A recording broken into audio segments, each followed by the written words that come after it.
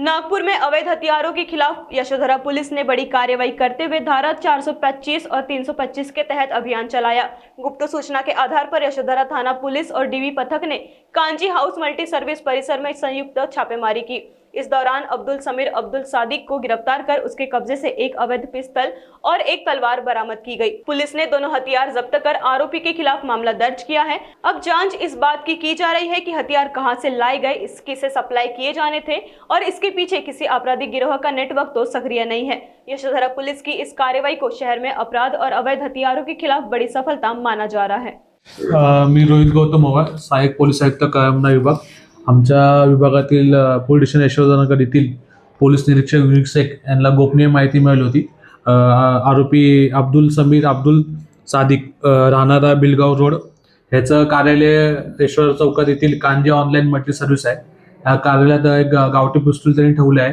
या अनुषंगाने पोलीस निरीक्षक युनिट शेख त्यासोबतच डीबी पथकाचे प्रमुख PSI ननावरे व डीबी पथकातील अंमलदार त्यासोबतच पंचांना घेऊन त्यांनी काल रात्री दिनांक 3/7/2026 रोजी घटनास्थळाची पाहणी केली असता त्यावर त्यांना एक गावठी पिस्तूल मिळून आले आहे।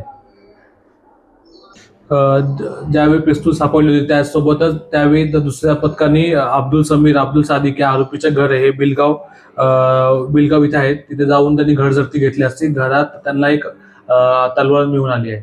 त्यासोबतच आरोपीवर याआधी कौटुंबिक हिंसाचाराचे आणि 324 भारतीय दंड संहिता त्या अनुषंगाने गुन्हे दाखल आहे पोलिसांना। मी सहाय्यक पोलीस आयुक्त कळमना यशोधरानगर त्यासोबतच कळमना पारडी वाटोडा भांडेवाडी येथील नागरिकांना आवाहन करतोय, अशा प्रकारे कोणत्याही व्यक्तीकडे अवैधरित्या कोणत्याही प्रकारची संस्था असल्यास कोणताही अवैध धंदे कोण चालू असेल त्याची माहिती संबंधित पोलिसांना द्या। त्यासोबतच ACP ऑफिस कळमना व पारडी विभाग यांच्याकडे तुम्ही देऊ शकता।